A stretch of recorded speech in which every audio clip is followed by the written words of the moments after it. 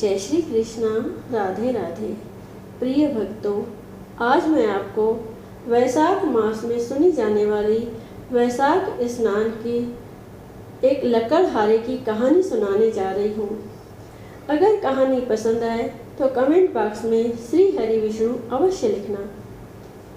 एक दंपति था, लकड़ियाँ बेचकर अपना जीवन यापन करते थे। उनकी धर्म कर्म में बहुत रुचि थी। वैशाख का महीना आया तो उसकी पत्नी वैशाख स्नान करने लगी। पति प्रतिदिन लकड़ी का कटहर बनाकर बेचने जाता तो उसकी पत्नी एक लकड़ी निकाल लेती। प्रातःकाल वैशाख स्नान कर आंवला पीपल सींचकर विधि विधान से भगवान जनार्दन का पूजन करते करते महीना हो गया। पत्नी स्नान ध्यान से निवृत्त हो बचाई हुई लकड़ियों का कटहर बनाकर बेचने गई। भगवान जनार्दन की कृपा व उसकी सच्ची निष्ठा से लकड़ियां चंदन की बन गई। राजमहल से होकर जाने लगी तो वहां के राजा को चंदन की सुगंध आई। राजा ने उसे बुलाया और लकड़ियों की कीमत पूछी तो उसने कहा, जितना आपको उचित लगे दे दे। मैंने वैशाख स्नान किया है, मुझे ब्राह्मण जिमाने हैं। ब्राह्मणों को जिमाने व दक्षिणा देने जितने धन की आवश्यकता है। राजा ने उसकी सच्ची श्रद्धा देखकर 5 ब्राह्मणों को जिमाने जितना सामान व दक्षिणा उसके घर भिजवा दी। उसने ब्राह्मण जिमाए, ब्राह्मणों ने आशीर्वाद दिया और भगवान की कृपा से उसका घर महल बन गया। रसोई में 56 भोग तैयार हो गए। पति जब लकड़ियां बेचकर आया तो उसे झोपड़ी दिखी नहीं। आस पड़ोस वालों से पूछा तो उन्होंने बताया कि तुम्हारी पत्नी की श्रद्धा व भक्ति से प्रसन्न हो झोपड़ी महल बन गई। पति की आवाज़ सुन पत्नी बाहर आई। पति को क्रोध आया। उसने पूछा, तूने चोरी की या डाका डाला? तब पत्नी ने अपने पति को बताया कि मैंने वैशाख स्नान किया और रोज एक लकड़ी निकाल लेती थी। जब मैं लकड़ियां बेचने गई तो लकड़ियां चंदन की बन गई। यहाँ के राजा ने लकड़ियां लेकर 5 ब्राह्मणों को जिमाने की सामग्री दी। जब ब्राह्मण जीम कर जाने लगे तो उनके आशीर्वाद से झोपड़ी महल बन गई, अन्न धन के भंडार भर गए। पति पत्नी ने प्रेम सहित भगवान को शीश नवाया। दोनों दान पुण्य कर अतिथि सेवा में अपना जीवन बिताने लगे। हे भगवान, अपनी कृपा दृष्टि हम सब पर बनाए रखना। जैसे उन पति पत्नी पर कृपा दृष्टि करी वैसे सब पर करना। बोलो विष्णु भगवान की जय। आइए अब सुनते हैं मालामाल करने वाली बांदरी की वैशाख स्नान की ये कहानी। एक राजा था। वह वैशाख माह में प्रतिदिन ब्रह्म मुहूर्त में उठकर गंगा जी में स्नान करता था। राजा का आदेश था कि मुझसे पहले गंगा जी में कोई भी स्नान नहीं करेगा। राजा जब गंगा जी में स्नान करने जाते तो उन्हें प्रतिदिन शांत जल के स्थान पर हिलता हुआ हलचल युक्त जल दिखाई देता था। तो राजा को संदेह होता था कि निश्चय ही मुझसे पहले कोई प्रतिदिन गंगा जी में स्नान करता है। अतः राजा ने नदी के तट पर पहरेदार बिठा दिए। गंगा जी के तट पर एक वृक्ष था। उस पर एक बंदरिया रहती थी। वह प्रतिदिन राजा के स्नान करने से पूर्व स्नान करके वृक्ष पर चढ़कर बैठ जाती थी। इस प्रकार होते होते पूरा वैशाख माह व्यतीत हो गया। किंतु अंतिम दिन राजा के सिपाही ने देख लिया और उस बंदरिया को पकड़कर राजा के पास ले गए और कहा कि यह बंदरिया आपसे पूर्व प्रतिदिन गंगा जी में स्नान करती है। उधर राजा की प्रतिज्ञा थी कि यदि कोई भी स्त्री मुझसे पूर्व स्नान करती होगी तो मैं उससे विवाह कर लूँगा। इसीलिए राजा को बांदरी के साथ विवाह करना ही पड़ा। वैशाख स्नान के पुण्य से बंदरी के गर्भ ठहर गया। 9 मास पूर्ण होने पर बंदरी ने राजा से पूछा कि शिशु जन्म के समय मुझे क्या करना चाहिए।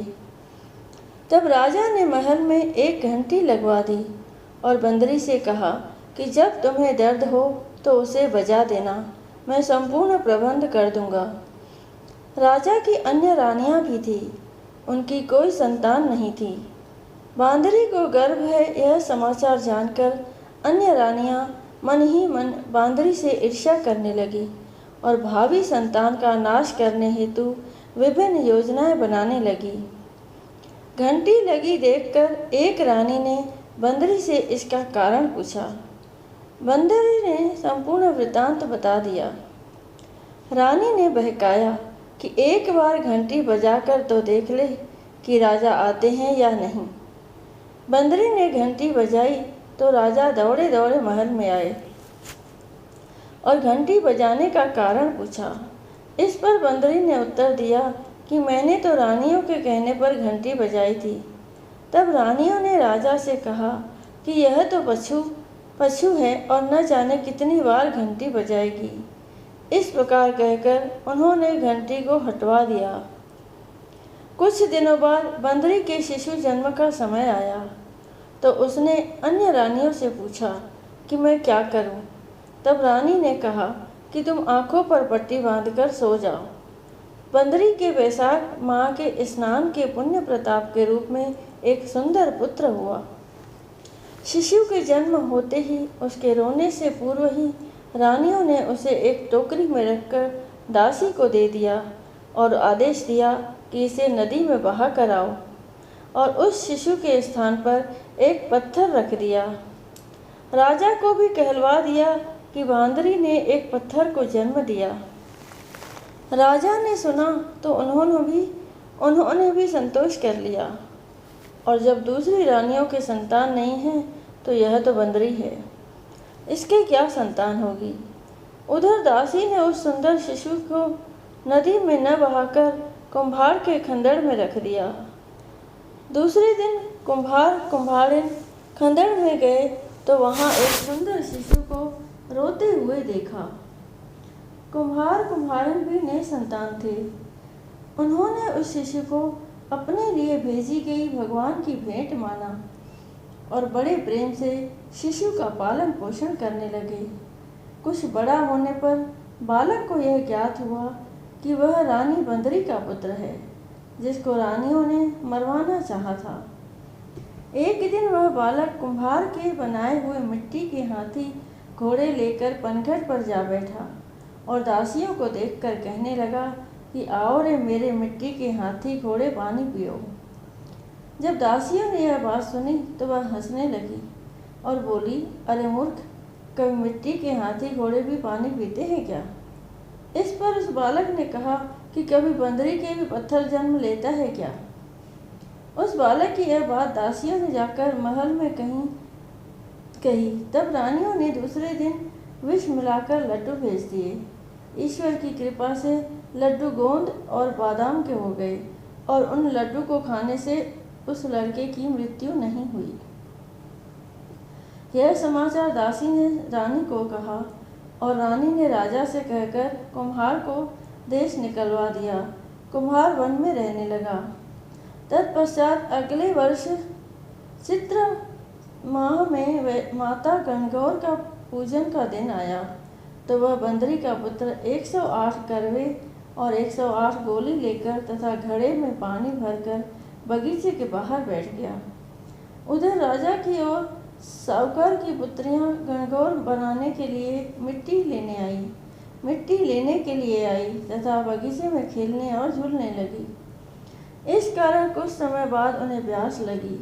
तब उन्होंने उस बंदरी के पुत्र से जल पिलाने के लिए कहा तो उस बालक ने उत्तर दिया कि मेरे पास एक गोली है, उसे खाते जाओ और मेरी चारों ओर फेरे लगाती जाओ, तब मैं तुम्हें जल पिलाऊंगा। इस पर पहले तो कन्याओं ने मना किया, किंतु प्यास तीव्र होने के कारण मान गई। इस प्रकार गोली खाने और उस युवक के साथ फेरे लेने से वह गर्भवती हो गई। बाद में जब उनके माता पिता को यह ज्ञात हुआ तो वह सभी कुम्हार के पास आए और संपूर्ण वृत्तांत सुनाया तथा कहा कि तेरे पुत्र ने हमारी कन्याओं से विवाह किया है, अब तुम्हें इन्हें अपने पास रखना होगा। तब कुम्हार ने निर्धन होने के कारण असमर्थता व्यक्त की। 2 कन्याओं के माता पिता ने बहुत सारा धन देकर अपनी कन्याओं को कुम्हार के घर विदा किया और कुम्हार के घर 108 बहुएं आ गई और कालांतर में उनके 108 ही पोते हो गए। कुम्हार ने समस्त नगरी को भोजन हेतु निमंत्रण दिया और राजा को भी बुलवा लिया। राजा के यहाँ से रानी बंदरी के अतिरिक्त सब भोजन हेतु पधारे। तब राजकुमार राजा की आज्ञा लेकर बंदरी को लेने रथ पालकी लेकर गया और लाकर सभा में सबसे ऊंचे स्वर्ण आसन पर बिठाया। राजकुमार ने अपनी सभी पत्नियों को समझा दिया था कि बंदरी मुझे जन्म देने वाली माता है। एक एक बहू रानी बंदरी के चरण स्पर्श करती गई और एक एक सोने का सिक्का और पोते को गोद में देती गई। जब राजा और अन्य रानियों ने यह सब देखा तो कुम्हार के पुत्र से इसका कारण पूछा। रानियों को तो संदेह होने लगा कि वह अवश्य ही बंदरी का पुत्र है। इसलिए रानी और रूठकर राजा को कहने लगी कि कुम्हार के पुत्र ने हमारा अपमान किया है और बंदरी का सम्मान किया है, अतः हम लौट कर जा रहे हैं। इधर राजा को पुत्र के जन्म का संपूर्ण रहस्य ज्ञात हो गया था। इसीलिए उन्होंने रानियों को देश निकाल दिया और अपनी सभी पुत्र वधू एवं पौत्रों को लेकर महल में आया और राजकुमार का राजतिलक हुआ। कुम्हार कुम्हारिन को राजकुमार ने महल में रहने के लिए निवेदन किया, किंतु वह नहीं मानी। तब राजा ने उन्हें ढेर सारा धन दिया। वैशाख स्नान का इतना महत्व है तो सबको वैशाख स्नान करना चाहिए। बंदरी ने वैशाख स्नान किया तो इसे राजा का राज्य, पुत्र, बहुएं आदि प्राप्त हुई। ईश्वर जैसे बंदरी को पुण्य मिला, इस प्रकार हमें भी पुण्य देना। बोलो विष्णु भगवान की जय। वैशाख मास में सुनी जाने वाली बहुत ही दुर्लभ और पुण्य देने वाली राजा महिरथ की कथा सुनाने जा रही हूँ, तो प्रेम से कहिए विष्णु भगवान की जय। यमराज कहते हैं, ब्राह्मण, पूर्व काल की बात है। महिरथ नाम से विख्यात एक राजा थे। उन्हें अपने पूर्व जन्म के पुण्यों के फलस्वरूप प्रचुर ऐश्वर्य और संपत्ति प्राप्त हुई थी, परंतु राजा राज्य लक्ष्मी का सारा भार मंत्री पर रखकर स्वयं विषय भोग में आसक्त हो रहे थे। वे न प्रजा की ओर दृष्टि डालते थे और न धन की ओर। धर्म और अर्थ का काम भी कभी नहीं देखते थे। उनकी वाणी तथा उनका मन कामिनियों की क्रीड़ा में ही आसक्त था। राजा के पुरोहित का नाम कश्यप था। जब राजा को विषयों में रमते हुए बहुत दिन व्यतीत हो गए, तब पुरोहित ने मन में विचार किया, जो गुरु मोहवश राजा को अधर्म से नहीं रोकता, वह भी उसके पाप का भागी होता है। यदि समझाने पर भी राजा अपने पुरोहित के वचनों की अवहेलना करता है, तो पुरोहित निर्दोष हो जाता है। उस दशा में राजा ही सारे दोषों का भागी होता है। कश्यप बोले, राजन, मैं तुम्हारा गुरु हूँ, अतः धर्म और अर्थ से युक्त मेरे वचनों को सुनो। राजा के लिए यही सबसे बड़ा धर्म है कि वह गुरु की आज्ञा में रहे।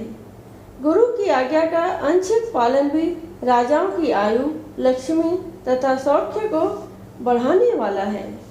तुमने दान के द्वारा कभी ब्राह्मणों को तृप्त नहीं किया, भगवान श्री विष्णु की आराधना नहीं की, कोई तप, तपस्या तथा तीर्थ भी नहीं किया। महाराज, कितने खेद की बात है कि तुमने काम के अधीन होकर कभी भगवान के नाम का स्मरण नहीं किया, अबलाओं की संगत में पड़कर विद्वानों की संगति नहीं की। जिसका मन स्त्रियों ने हर लिया, उसे अपनी विद्या, तपस्या, त्याग, नीति तथा विवेकशील चित्त से क्या लाभ हुआ। एकमात्र धर्म ही सबसे महान और श्रेष्ठ है, जो मृत्यु के बाद भी साथ जाता है। शरीर के उपभोग में आने वाली अन्य जितनी वस्तुएं हैं, वे सब यही नष्ट हो जाती हैं। धर्म की सहायता से ही मनुष्य दुर्गति से पार होता है। राजेंद्र, क्या तुम नहीं जानते, मनुष्यों के जीवन का विलास जल की उताल तरंगों के समान चंचल एवं अनित्य है, जिनके लिए विनय ही पगड़ी और मुकुट है, सत्य और धर्म ही कुंडल है तथा त्याग ही कंगन है। उन्हें जड़ आभूषणों की क्या आवश्यकता है। मनुष्य के निर्जीव शरीर को काठ और ढेले के समान पृथ्वी पर फेंक उसके बंधु बांधव मुंह फेर कर चल देते हैं। केवल धर्म ही उसके पीछे पीछे जाता है। सब कुछ जा रहा है, आयु प्रतिदिन क्षीण हो रही है तथा यह जीवन भी लुप्त होता जा रहा है। ऐसी अवस्था में भी तुम उठकर भागते क्यों नहीं। स्त्री पुरुष आदि कुटुंब शरीर तथा द्रव्य संग्रह ये सब पराये हैं, अनित्य है, किंतु पुण्य और पाप अपने हैं। जब एक दिन सब कुछ छोड़कर तुम्हें व्यवस्था पूर्वक जाना ही है तो तुम अनर्थ में फंसकर अपने धर्म का अनुष्ठान क्यों नहीं करते। मरने के बाद उस दुर्गम पथ पर अकेले कैसे जा सकोगे, जहाँ न ठहरने के लिए स्थान, न खाने योग्य अन्न, न पानी, न राह खर्च और न राह बताने वाला कोई गुरु ही है। यहाँ से प्रस्थान करने के बाद तुम्हारे पीछे कुछ भी नहीं जाएगा, केवल पाप और पुण्य जाते समय तुम्हारे पीछे पीछे जाएंगे। अतः तुम आलस्य छोड़कर वेदों तथा स्मृतियों में बताए हुए देश और कुल के अनुरूप हितकारक कर्म का अनुष्ठान करो। धर्म मूलक सदाचार का सेवन करो। अर्थ और काम भी यदि धर्म से रहित हो तो उनका परित्याग कर देना चाहिए। दिन रात इंद्रिय विजय रूपी योग का अनुष्ठान करना चाहिए, क्योंकि जितेंद्रिय राजा ही प्रजा को अपने वश में रख सकता है। लक्ष्मी अत्यंत प्रगल्भ रमणी के कटाक्ष के समान चंचल होती है। विनय रूपी गुण धारण करने से ही वह राजाओं के पास दीर्घ काल तक ठहरती है। जो अत्यंत कामी और घमंडी है, जिनका सारा कार्य बिना विचारे ही होता है, उन मूढ़ चेता राजाओं की संपत्ति उनकी आयु के साथ ही नष्ट हो जाती है। व्यसन और मृत्यु, इनमें व्यसन को ही कष्टदायक बताया गया है। व्यसन में पड़े हुए राजा की अधोगति होती है और जो व्यसन से दूर रहता है वह स्वर्गलोक में जाता है। व्यसन व दुख विशेषतः काम से ही उत्पन्न होते हैं। अतः काम का परित्याग करो। पापों में फंस जाने पर वैभव एवं भोग स्थिर नहीं रहते, वे शीघ्र ही नष्ट हो जाते हैं। चलते रुकते जागते और सोते समय भी जिसका चित्त विचार में संलग्न नहीं रहता, वह जीते जी मरे तुल्य है। विद्वान पुरुष विषय चिंता छोड़कर समतापूर्ण स्थिर एवं व्यवहारिक मुक्ति से परमार्थ का साधन करते हैं। जीव का चित्त बालक की भांति चपल होता है, अतः उससे बलपूर्वक काम लेना चाहिए। राजन, धर्म के तत्वदर्शी वृद्ध पुरुषों की बुद्धि का सहारा ले पराबुद्धि के द्वारा अपने कुपथगामी चित्त को वश में करना चाहिए। लौकिक धर्म मित्र भाई बंधु हाथ पैरों का चलाना, देशांतर में जाना, शरीर से क्लेश उठाना तथा तीर्थ के लिए यत्न करना आदि कोई भी परम पद प्राप्ति में सहायता नहीं कर सकते। केवल परमात्मा में मन लगाकर उनका नाम जप करने से ही उस पद की प्राप्ति होती है। इसलिए राजन, विद्वान पुरुष को उचित है कि वह विषयों में प्रवृत्त हुए चित्त को रोकने के लिए यत्न करे। यत्न से वह अवश्य ही वश में हो जाता है। यदि मनुष्य मोह में पड़ जाए, स्वयं विचार करने में असमर्थ हो जाए, तो उसे विद्वान सहृदयों के पास जाकर प्रश्न करना चाहिए। वे पूछने पर यथोचित कर्तव्य का उपदेश देते हैं। कल्याण की इच्छा रखने वाले को हर एक उपाय से काम और क्रोध का निग्रह करना चाहिए, क्योंकि ये दोनों कल्याण का विघात करने के लिए उद्यत रहते हैं। राजन, काम बड़ा बलवान है। वह शरीर के भीतर रहने वाला महान शत्रु है। श्रेय की अभिलाषा रखने वाले पुरुष को उसके अधीन नहीं बोलना चाहिए। अतः विधि पूर्वक पालन किया हुआ धर्म ही सबसे श्रेष्ठ है। इसीलिए तुम धैर्य धारण करके धर्म का ही आचरण करो।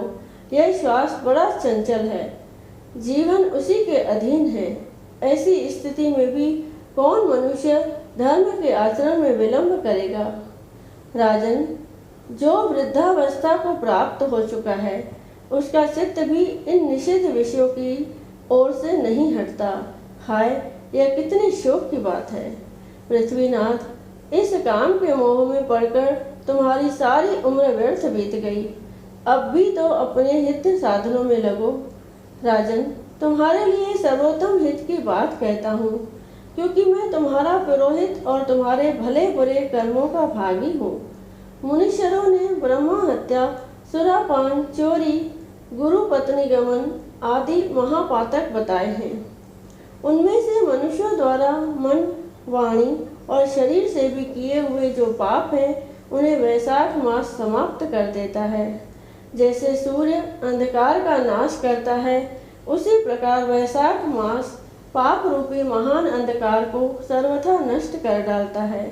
इसीलिए तुम विधि पूर्वक वैशाख व्रत का पालन करो। राजन, मनुष्य वैशाख मास की विधि के अनुष्ठान द्वारा होने वाले पुण्य के प्रभाव से जन्म भर के किए हुए घोर पापों का परित्याग करके परम धाम को प्राप्त होता है। इसीलिए महाराज, तुम भी इस वैशाख मास में प्रातः स्नान करके विधि पूर्वक भगवान मधुसूदन की पूजा करो। जिस प्रकार कूटने छाँटने की क्रिया से चावल की भूसी छूट जाती है, मांजने से तांबे की कालिक मिट जाती है, उसी प्रकार शुभ कर्म का अनुष्ठान करने से पुरुष के अंतःकरण का मैल धुल जाता है।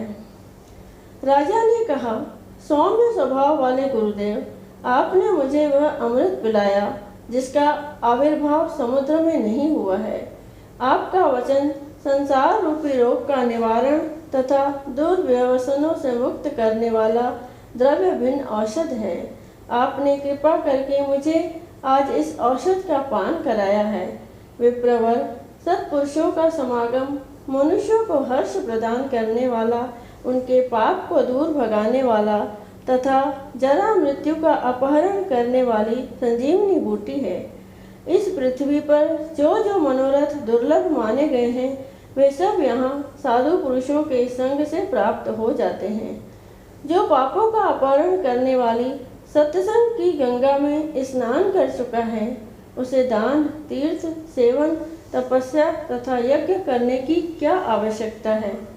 प्रभु, आज के पहले मेरे मन में जो जो भाव उठते थे, वे सब केवल काम सुख के प्रति लोभ उत्पन्न करने वाले थे, परंतु आज आपके दर्शन से तथा वचन सुनने से उनमें विपरीत भाव आ गया। मूर्ख मनुष्य एक जन्म के सुख के लिए हजारों जन्मों का सुख नष्ट करता है, और विद्वान पुरुष एक जन्म से हजारों जन्म बना लेते हैं। हाय हाय हाय, कितने खेद की बात है कि मुझ मूर्ख ने अपने मन को सदा काम जनित रस के आस्वादन सुख में ही फंसाए रखने के कारण कभी कुछ भी आत्म कल्याण का कार्य नहीं किया। अहो, मेरे मन का कैसा मोह है, जिससे मैंने स्त्रियों के फेर में पड़कर अपनी आत्मा को घोर विपत्ति में डाल दिया, जिसका भविष्य अत्यंत दुखमय है तथा जिससे पार पाना बहुत कठिन है। भगवान, आपने स्वतः संतुष्ट होकर अपनी वाणी से आज मुझे मेरी स्थिति का बोध करा दिया। अब उपदेश देकर मेरा उद्धार कीजिए। पूर्व जन्म में मैंने कोई पुण्य किया था जिससे आपने मुझे बोध कराया है। विशेषतः आपके चरणों की धूलि से आज मैं पवित्र हो गया। वक्ताओं में श्रेष्ठ, अब आप मुझे वैशाख मास की विधि बताइए। कश्यप जी बोले, राजन, बुद्धिमान पुरुष को चाहिए कि वह बिना पूछे अथवा अन्यायपूर्वक पूछने पर किसी को उपदेश न दे। लोक में जानते हुए भी जड़वत अनजान की भांति आचरण करे, परंतु विद्वानों, शिष्यों, पुत्रों तथा श्रद्धालु पुरुषों को उनके हित की बात कृपा पूर्वक बिना पूछे भी बतानी चाहिए। राजन, इस समय तुम्हारा मन धर्म में स्थित हुआ है, अतः तुम्हें वैशाख स्नान के उत्तम व्रत का पालन कराऊंगा। तदनंतर पुरोहित ने कश्यप से राजा महिरथ से वैशाख मास में स्नान, दान, तथा पूजन कराया। शास्त्र में वैशाख स्नान की जैसी विधि उन्होंने देखी थी उसका पूरा पूरा पालन कराया। राजा महिरथ ने भी गुरु की प्रेरणा से उस समय विधि पूर्वक सब नियमों का पालन किया और माधव मास का जो विधान उन्होंने बताया वह सब आदर पूर्वक सुना। उन नृपश्रेष्ठ ने प्रातःकाल स्नान करके भक्ति भाव के साथ पाद्य और अर्घ्य आदि देकर श्री हरि का पूजन किया और नैवेद्य का भोग लगाया। यमराज कहते हैं ब्राह्मण, तत्पश्चात राजा के ऊपर काल की दृष्टि पड़ी।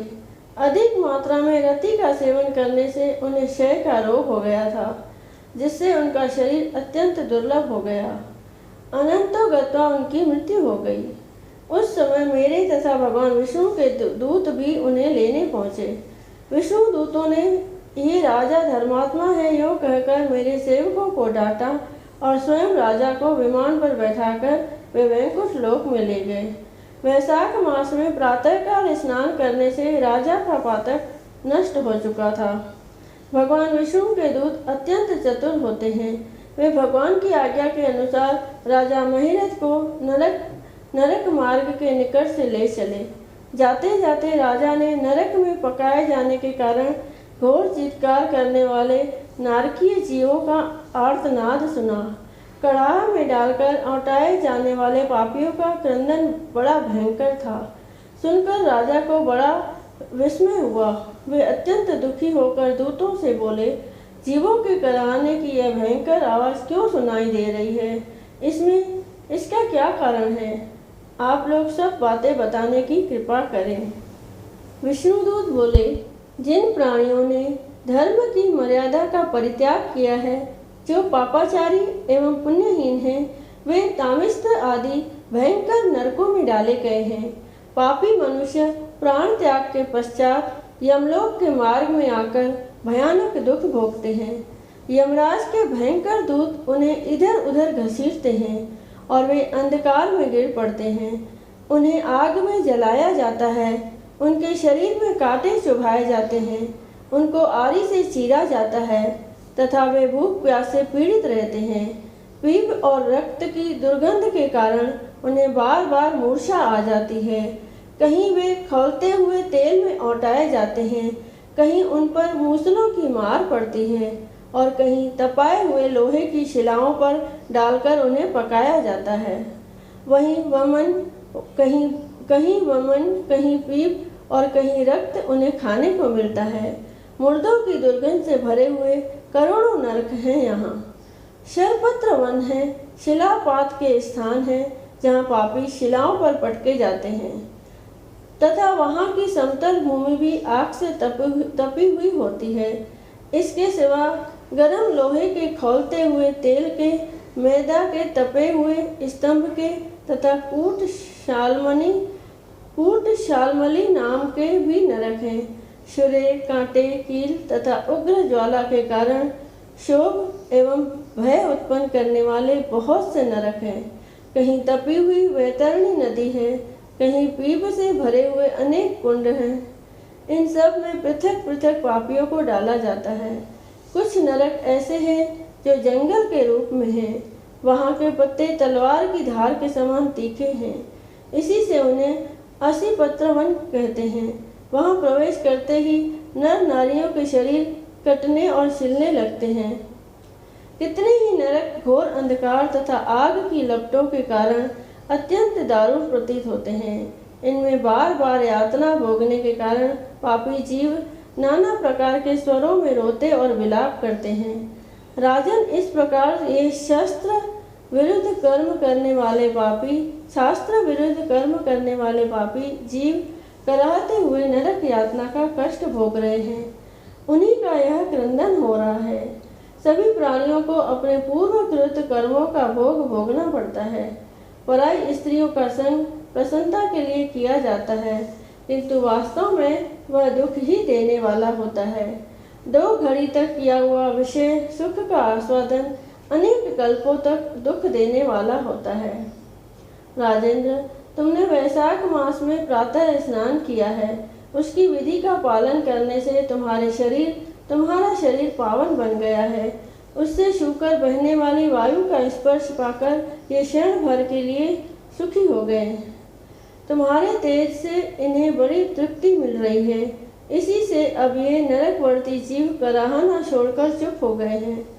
पुण्यवानों का नाम भी यदि सुना या उच्चारण किया जाए तो वह सुख का साधक होता है तथा उसे छूकर चलने वाली वायु भी शरीर में लगने पर बड़ा सुख देती है। यमराज कहते हैं, करुणा के सागर राजा महिरथ अद्भुत कर्म करने वाले भगवान श्री विष्णु के दूतों की उपरोक्त बात सुनकर द्रवित हो उठे। निश्चय ही साधु पुरुषों का हृदय मक्खन के समान होता है। जैसे नवनीत आग की आंच पाकर पिघल जाता है, उसी प्रकार साधु पुरुषों का हृदय भी दूसरों के संताप से संतृप्त होकर द्रवित हो उठता है। उस समय राजा ने दूतों से कहा। राजा बोले, इन्हें देखकर मुझे बड़ी व्यथा हो रही है। मैं इन व्यथित प्राणियों को छोड़कर जाना नहीं चाहता। मेरी समझ में सबसे बड़ा पापी वही है जो समर्थ होते हुए भी वेदनाग्रस्त जीवों का शोक दूर न कर सके। यदि मेरे शरीर को छूकर बहने वाली वायु के स्पर्श से वे जीव सुखी हुए हैं तो आप लोग मुझे उसी स्थान पर ले चलिए, क्योंकि जो चंदन वृक्ष की भांति दूसरों के ताप दूर करके उन्हें आह्लादित करते हैं तथा जो परोपकार के लिए स्वयं कष्ट उठाते हैं, वे ही पुण्यात्मा हैं। संसार में वे ही संत हैं जो दूसरों के दुखों का नाश करते हैं तथा पीड़ित जीवों की पीड़ा दूर करने के लिए जिन्होंने अपने प्राणों को तिनके के समान निछावर कर दिया है। जो मनुष्य सदा दूसरों की भलाई के लिए उद्यत रहते हैं, उन्होंने ही इस पृथ्वी को धारण कर रखा है। जहाँ सदा अपने मन को ही सुख मिलता है, वह स्वर्ग भी नरक के ही समान है। अतः साधु पुरुष सदा दूसरों के सुख से ही सुखी होते हैं। यह नरक में गिरना अच्छा, प्राणों से वियोग हो जाना भी अच्छा, किंतु पीड़ित जीवों की पीड़ा दूर किए बिना एक क्षण भी सुख भोगना अच्छा नहीं।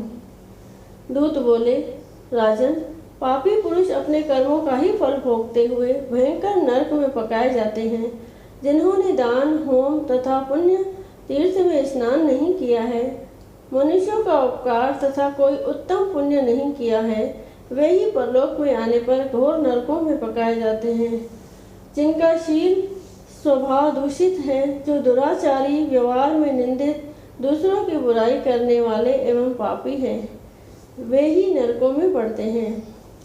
जो पापी अपने मर्मभेदी वचनों से दूसरों का हृदय विदीर्ण कर डालते हैं तथा जो पराई स्त्रियों के साथ व्यवहार करते हैं, वे नरकों में पकाए जाते हैं। महाभाग भूपाल, आओ अब भगवान के धाम को चले। तुम पुण्यवान हो, अतः अब तुम्हारा यहाँ ठहरना उचित नहीं है। राजा ने कहा, विष्णुदूत गण, यदि मैं पुण्यात्मा हूँ तो इस महाभयंकर यातना मार्ग में कैसे लाया गया? मैंने कौन सा पाप किया है तथा किस पुण्य के प्रभाव से मैं विष्णु धाम को जाऊँगा? आप लोग मेरे इस संशय का निवारण करें। दूत बोले, राजन, तुम्हारा मन काम के अधीन हो रहा था, इसलिए तुमने कोई पुण्य यज्ञानुष्ठान अथवा यज्ञवशिष्ट अन्न का भोजन नहीं किया, इसलिए तुम्हें इस मार्ग से लाया गया है। किंतु लगातार 3 वर्षों तक तुमने अपने गुरु की प्रेरणा से वैशाख मास में विधि पूर्वक प्रातः स्नान किया और महापापों और अति पापों की राशि का विनाश करने वाले भक्त वत्सल विश्वेश्वर भगवान मधुसूदन की भक्ति पूर्वक पूजा की है। यह सब पुण्यों का सार है। केवल इस एक ही पुण्य से तुम देवताओं द्वारा पूजित होकर श्री विष्णु धाम को ले जाए जा रहे हो। नरेश्वर, जैसे एक ही चिंगारी पड़ जाने से तिनकों की राशि भस्म हो जाती है, उसी प्रकार वैशाख में प्रातः स्नान करने से पाप राशि का विनाश हो जाता है। जो वैशाख में शास्त्रोक्त नियमों से युक्त होकर स्नान करता है, वह हरिभक्त पुरुष अति पापों के समूह से छुटकारा पाकर विष्णु पद को प्राप्त होता है।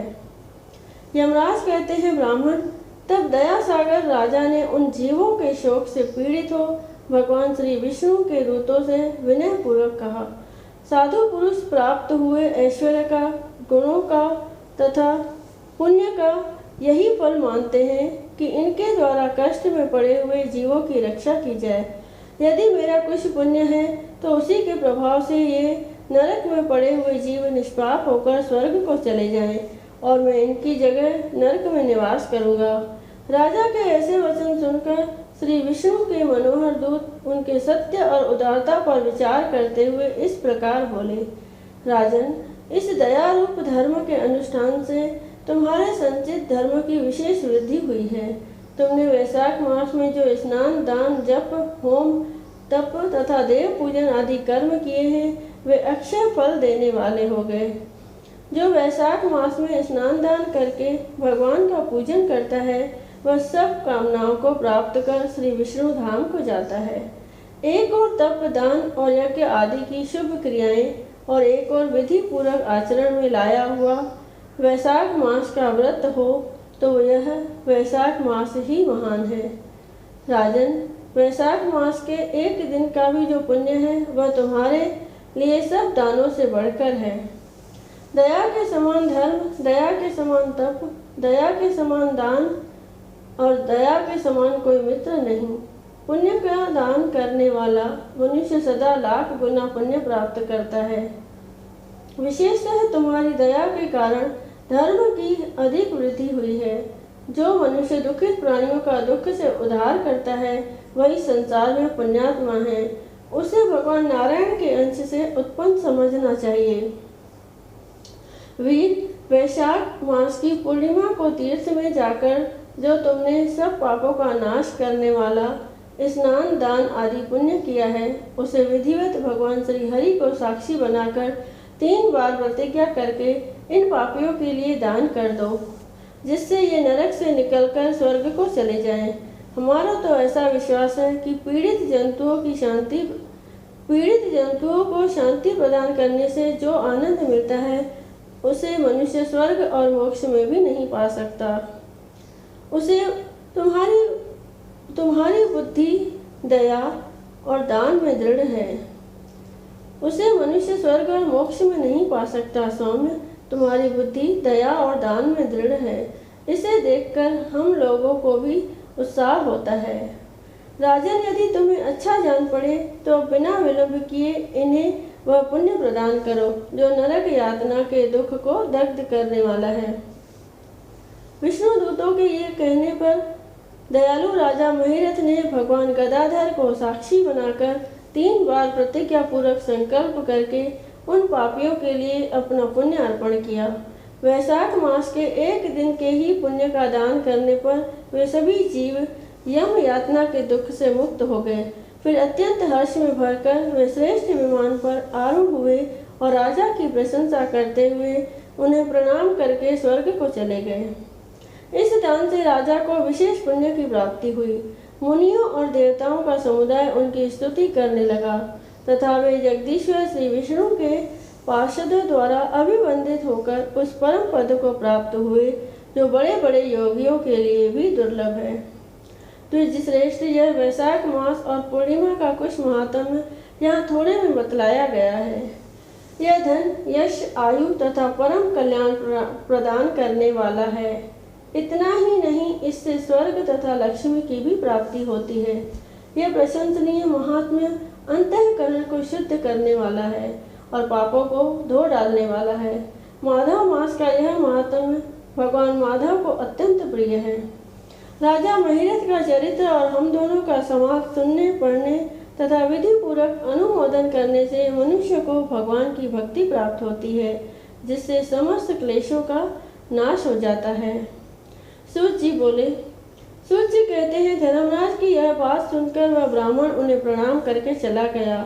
उसने भूतल पर प्रतिवर्ष स्वयं को वैशाख स्नान की विधि का पालन किया, दूसरों से भी कराया। यह ब्राह्मण और यम का संवाद मैंने आप लोगों से वैशाख मास के पुण्यमय स्नान के प्रसंग से सुनाया है। जो एकचित्त होकर वैशाख मास के महात्म का श्रवण करता है वह सब पापों से मुक्त होकर विष्णु के परम पद को प्राप्त होता है। पद्य पुराण के अंतर्गत वैशाख स्नान महात्म संपूर्ण हुआ। बोलो विष्णु भगवान की जय। बोलो मधुसूदन भगवान की जय। वैशाख मास में पीपल सींचने की कहानी। वैशाख के महीने को बहुत ही पुण्यदायी माना गया है। यह सभी महीनों में भगवान विष्णु की पूजा के लिए अति उत्तम माना जाता है। कहते हैं कि वैशाख के महीने में सूर्योदय के पहले स्नान करें और बाद में पीपल, खेजड़ी या तुलसी वृक्ष में जल से सींचें तो हमारी कोई भी मनोकामना हो अवश्य पूरी हो जाती है। तो जब हम इन पौधों में जल सींचते हैं तो हमें बांदरी की कहानी और भगवान विष्णु की कहानियाँ अवश्य सुननी चाहिए। वैशाख मास को हमारे सनातन धर्म में बहुत ही अधिक महत्व दिया गया है। पौराणिक मान्यता के अनुसार वैशाख माह में स्नान करने से और भगवान श्री हरि विष्णु की पूजा करने से हमें अनंत फलों की प्राप्ति होती है। तो आइए सुनते हैं पीपल सींचने की कहानी। एक गांव में एक साहूकार रहता था। साहूकार के एक बेटी थी। वह नित्य प्रातः प्रतिदिन पीपल सींचने जाती थी। जब वह पीपल सींचने जाती तो पीपल के पेड़ में से लक्ष्मी जी प्रकट होती थी और चली जाती। एक दिन लक्ष्मी जी ने साहूकार की बेटी से कहा, तू मेरी सहेली बन जा। तब लड़की ने कहा कि मैं अपने पिता से पूछकर कल बताऊंगी। साहूकार की बेटी ने घर जाकर अपने पिता को सारी बात कह दी। तब उसके पिताजी बोले, वह तो साक्षात महालक्ष्मी है, अपने को और क्या चाहिए, तू लक्ष्मी जी की सहेली बन जा। दूसरे दिन वह लड़की फिर गई। तब लक्ष्मी जी पीपल के पेड़ से निकल कर आई और कहा, सहेली बन जा। तो लड़की ने कहा, बन जाऊंगी, और दोनों पक्की सहेलियां बन गई। लक्ष्मी जी ने उसको खाने का न्योता दिया। घर आकर लड़की ने माँ और पिताजी से कहा कि मेरी सहेली ने मुझे खाने का न्योता दिया है। तब लड़की के पिताजी ने कहा कि सहेली के जीमने जाइयो पर घर को संभाल कर जाना। तब वह लक्ष्मी जी के यहाँ जीमने गई तो लक्ष्मी जी ने उसे शाल ओढ़ने के लिए दिया, रुपये दिए, सोने की चौकी, सोने की थाली में 36 प्रकार के व्यंजन दिए। जीम कर जब वह जाने लगी तो लक्ष्मी जी ने पल्ला पकड़ लिया और कहा कि मैं भी तेरे घर जीमने आऊँगी। तो उसने कहा, आ जाइयो। वह घर जाकर चुपचाप बैठ गई। तब लड़की के पिताजी ने पूछा कि बेटी, सहेली के यहाँ जीम कर आ गई और तू उदास क्यों बैठी है? तो उसने कहा, पिताजी, लक्ष्मी जी ने मेरा इतना स्वागत सत्कार किया, अनेक प्रकार के भोजन कराए, परंतु मैं कैसे जिमाऊंगी? अपने घर में तो कुछ भी नहीं है। तब उसके पिता ने कहा कि गोबर मिट्टी से चौका लगाकर घर की सफाई कर ले, 4 मुख वाला दिया जलाकर लक्ष्मी जी का नाम लेकर रसोई में बैठ जाना।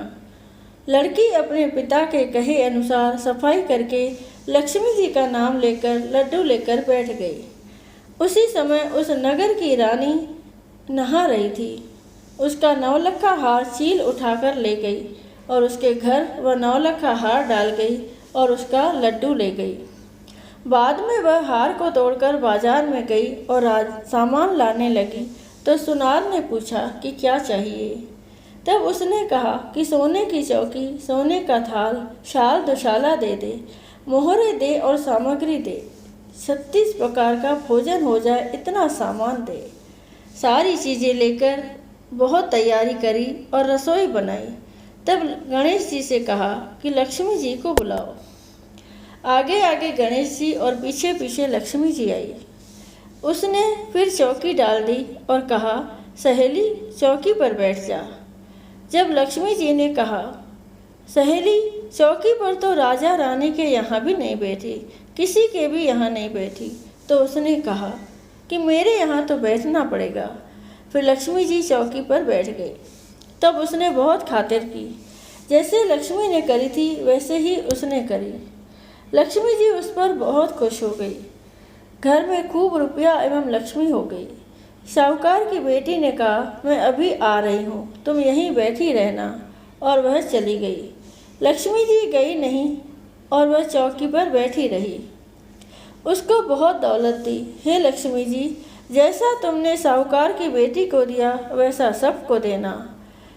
कहानी कहने और सुनने वालों और हुक्कारा भरने वाले पर अपने सारे परिवार के धन के उनके सारे परिवार के धन का भंडार भर देना। पीहर में सुख सौभाग्य देना। ससुराल में आपसी प्रेम देना। बेटे पोते को तरक्की और गुणवान होने का आशीर्वाद देना। हे लक्ष्मी माता, जो भी आपकी कहानी सुने उनके कष्ट दूर करना, दरिद्रता दूर करना, सबकी मनोकामना पूर्ण करना। बोलो भगवती देवी लक्ष्मी माता की जय। अब अंत में हम सुनेंगे लप्सी और तपसी की कथा, जो कि हर व्रत कथा के साथ अवश्य सुननी चाहिए, तभी व्रत का संपूर्ण फल मिलता है। लप्सी तपसी की कथा इस प्रकार है। एक लप्सी था और एक तपसी था। तपसी हमेशा भगवान की तपस्या में लीन रहता था। लप्सी रोजाना 1.25 सेर की लप्सी बनाकर भगवान का भोग लगाकर जीम लेता था। एक दिन दोनों लड़ने लगे। तपसी बोला, मैं रोज भगवान की तपस्या करता हूँ, इसीलिए मैं बड़ा हूँ। लप्सी बोला, मैं रोज भगवान को 1.25 सेर लप्सी का भोग लगाता हूँ, इसलिए मैं बड़ा। नारद जी वहाँ से गुजर रहे थे। दोनों को लड़ता देखकर उनसे पूछा कि तुम क्यों लड़ रहे हो। तपसी ने खुद को बड़ा होने का कारण बताया और लप्सी ने अपना कारण बताया। नारद जी बोले, तुम्हारा फैसला मैं कर दूंगा। दूसरे दिन लप्सी और तपसी नहाकर अपनी रोज की भक्ति करने आए तो नारद जी ने चुप कर 1.25 करोड़ की एक अंगूठी उन दोनों के आगे रख दी। तपसी की नज़र जब अंगूठी पर पड़ी तो उसने चुपचाप अंगूठी उठाकर अपने नीचे दबा ली। लप्सी की नज़र अंगूठी पर पड़ी लेकिन उसने ध्यान नहीं दिया। भगवान को भोग लगाकर लप्सी खाने लगा। नारद जी सामने आए तो दोनों ने पूछा कि कौन बड़ा। तो नारद जी ने तपसी से खड़ा होने को कहा। वो खड़ा हुआ तो उसके नीचे दबी अंगूठी दिखाई पड़ी। नारद जी ने तपसी से कहा, तपस्या करने के बाद भी तुम्हारी चोरी करने की आदत नहीं गई, इसीलिए लप्सी बड़ा है और तुम्हें तुम्हारी तपस्या का कोई फल भी नहीं मिलेगा। तपसी शर्मिंदा होकर माफ़ी मांगने लगा। उसने नारद जी से पूछा, मुझे मेरी तपस्या का फल कैसे मिलेगा। नारद जी ने कहा, यदि कोई गाय और कुत्ते की रोटी नहीं बनाएगा तो फल तुझे मिलेगा। यदि कोई ब्राह्मण को भोजन करवाकर दक्षिणा नहीं देगा तो फल तुझे मिलेगा। यदि कोई साड़ी के साथ ब्लाउज नहीं देगा तो फल तुझे मिलेगा। यदि कोई दिए से दिया जलाएगा तो फल तुझे मिलेगा। यदि कोई सारी कहानी सुने लेकिन तुम्हारी कहानी नहीं सुने तो फल तुझे मिलेगा। उस दिन से हर व्रत कथा कहानी के साथ लप्सी तपसी की कहानी भी सुनी और कही जाती है। बोलो श्री कृष्ण भगवान की जय।